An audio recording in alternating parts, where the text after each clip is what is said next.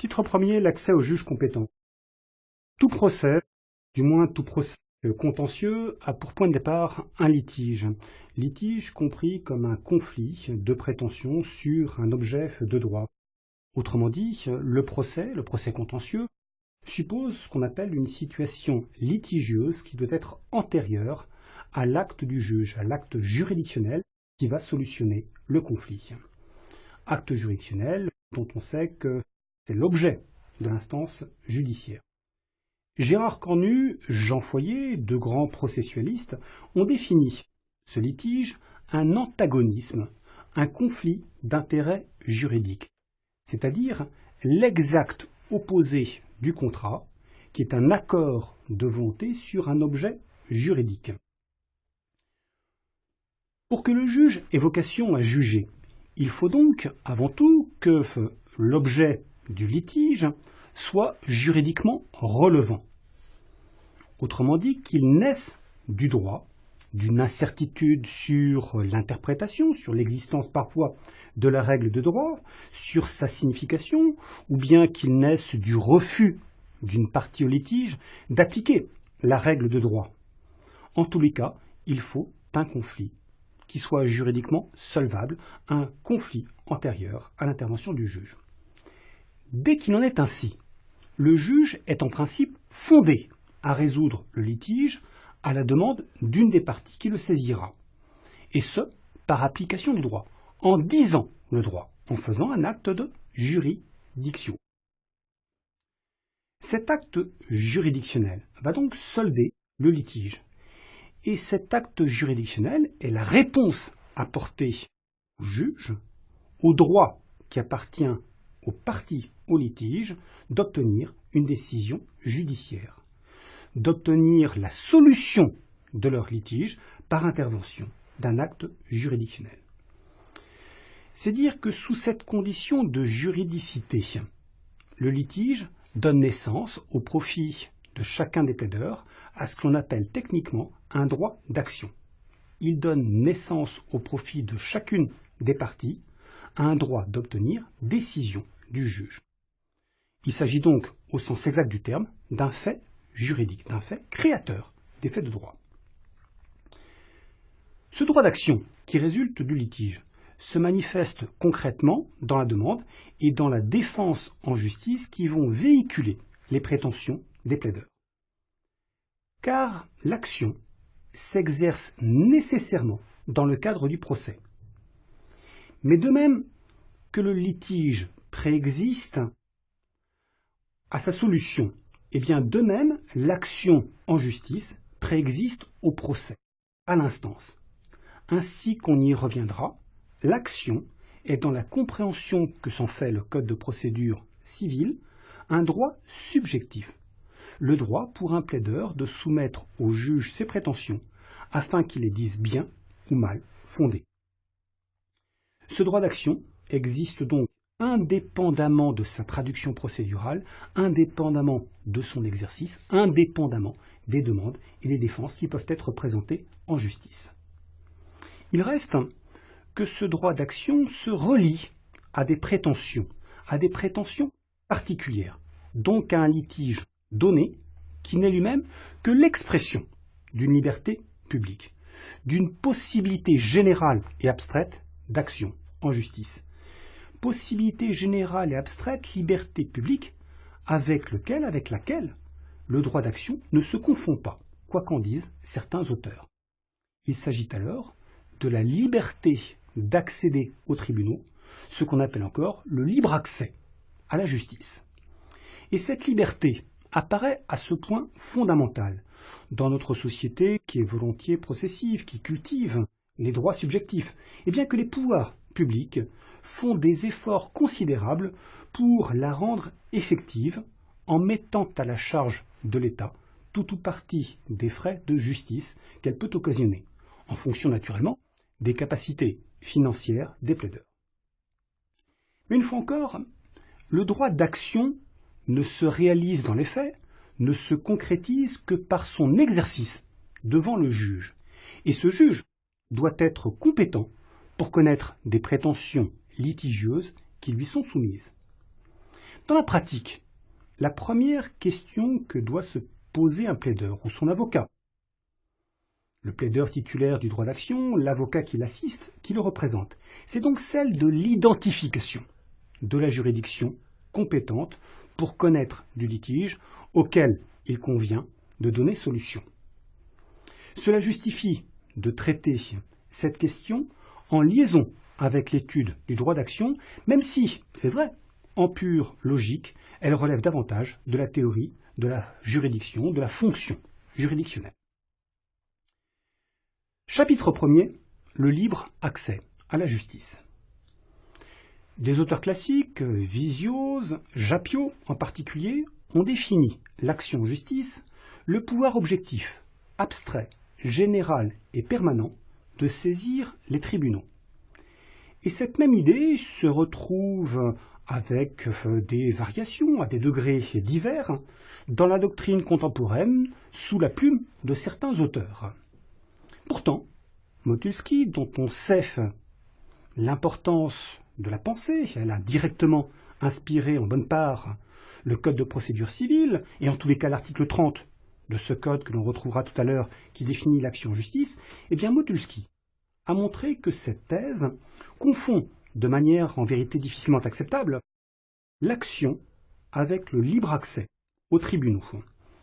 Libre accès dont je rappelle qu'il ne s'agit que d'une liberté.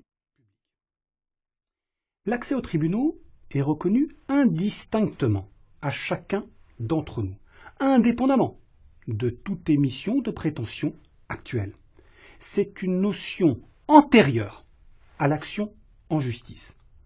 Au fond, entre le libre accès aux tribunaux et l'action en justice, il y a en somme la même différence qu'entre le concept général et abstrait de propriété garantie par la Déclaration des droits de l'homme et du citoyen et la propriété individuelle qui peut appartenir à tel ou tel d'entre nous. Différence entre une liberté publique, un droit générique, et un droit subjectif individualisé. Cette liberté d'accès aux tribunaux est une conséquence du principe de l'égalité et la traduction du service public de la justice.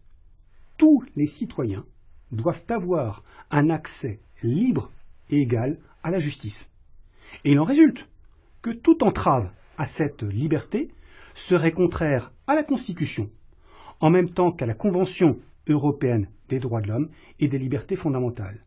Convention dont l'article 6, paragraphe 1er, garantit, suivant l'interprétation qu'en donne la Cour européenne, la Cour de Strasbourg, le droit d'accéder à un tribunal en tant qu'expression du droit à un procès équitable.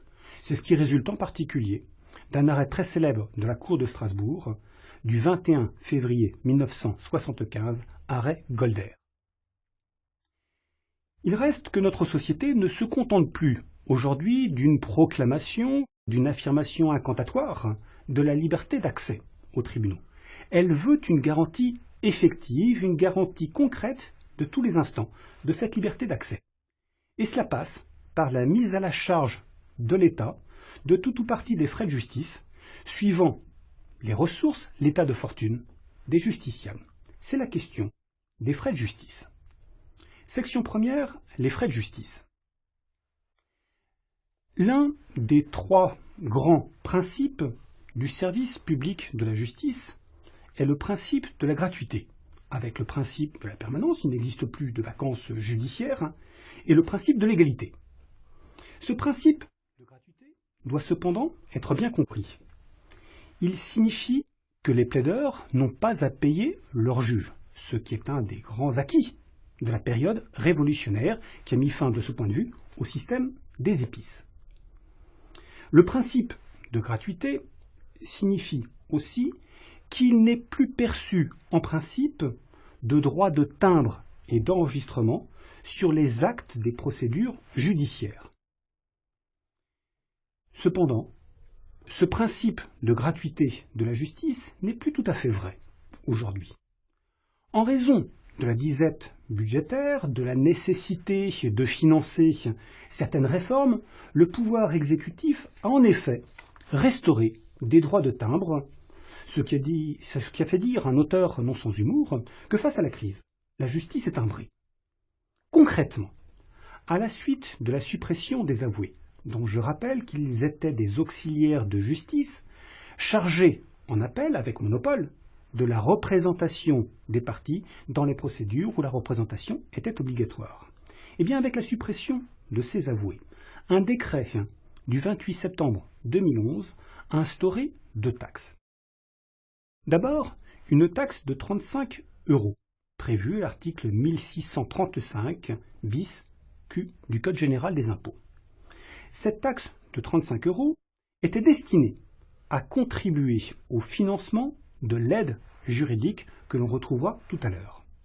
Cette taxe était exigible, sauf des exceptions qui étaient prévues par le texte l'instituant, lors de l'introduction de l'instance par la partie demanderesse avec une sanction très sévère, l'irrecevabilité de la demande.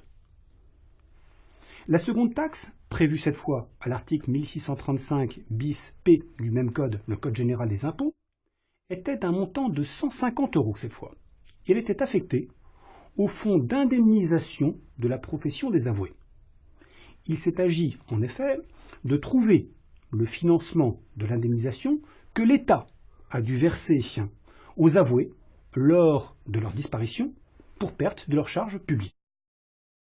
Cette taxe avait été imposée, toujours à peine d'irrecevabilité, aux parties en instance d'appel avec représentation obligatoire. Il va sans dire que ces 2 taxes ont été très fortement décriées, à tel point que la première, la taxe de 35 € perçue lors de l'introduction de l'instance, a été supprimée par un décret du 29 décembre 2013. Mais la seconde, la taxe initialement de 150 €, qui est perçue dans les procédures d'appel avec représentation obligatoire, subsiste.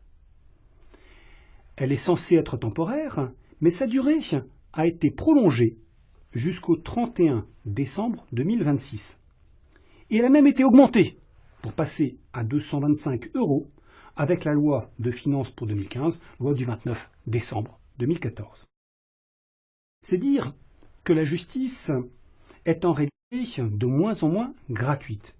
Et de toute façon, il faut bien comprendre que la gratuité de la justice n'a jamais signifié qu'elle n'a aucun coût pour les plaideurs. Tout au contraire, les procès coûtent souvent fort cher, parce que les plaideurs doivent payer les honoraires, les émoluments des auxiliaires de justice auxquels ils s'adressent, les avocats, les huissiers de justice, les experts. À ce sujet, il faut distinguer très soigneusement, très précisément, parmi les frais de justice, ce que l'on appelle les dépens et ce que l'on nomme les frais irrépétibles. Paragraphe 1er, les dépens. Les frais qui entrent dans la catégorie des dépens sont limitativement énumérés à l'article 695 du Code de procédure civile. Ce sont des frais dont l'engagement est d'abord nécessaire au déroulement du procès. Des frais, autrement dit, dont on ne peut pas faire l'économie. Ce sont aussi des frais dont le montant fait l'objet d'une tarification réglementaire ou judiciaire.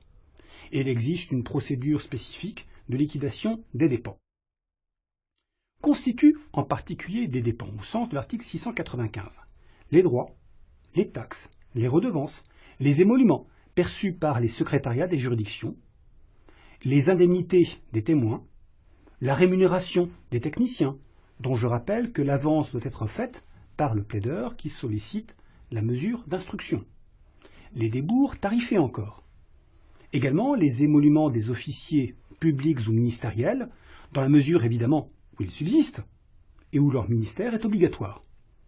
Également encore la rémunération des avocats, mais dans la mesure seulement où elle est réglementée, où elle est tarifée, ce qui recouvre par exemple les droits de plaidoirie, les émoluments tarifés dans certaines procédures, par exemple la procédure de saisie immobilière où leur ministère est obligatoire, mais non pas, et c'est très important, leurs honoraires, qui sont librement fixés en accord avec leurs clients. Parce que ces frais, les dépens, sont objectivement quantifiés, et parce qu'ils sont rendus nécessaires par le procès, il a paru juste de les mettre en principe à la charge de la partie perdante. L'idée étant que c'est sa résistance injuste aux prétentions justifiées de son adversaire qui a obligé à les engager. Et lorsque son ministère est obligatoire, l'avocat qui a fait l'avance de dépens peut demander ce qu'on appelle la distraction à son profit des sommes qui lui reviennent à ce titre sur la condamnation aux dépens. C'est ce que prévoit l'article 699. C'est dire qu'il a le droit de prélever directement ses dépens sur le produit de la condamnation qui transitera entre ses mains. Il reste cependant que l'article 696 assortit le principe que nous venons de dire, les dépenses sont à la charge de la partie perdante, d'un tempérament. Le juge, par décision motivée, peut mettre la totalité ou une fraction des dépenses à la charge d'une autre partie. En outre, les auxiliaires des parties, les avocats, les huissiers par exemple, peuvent être personnellement condamnés au paiement des dépenses qui correspondent à des actes qu'ils auraient accomplis abusivement ou en dépassement de pouvoir. Voilà pour les dépenses.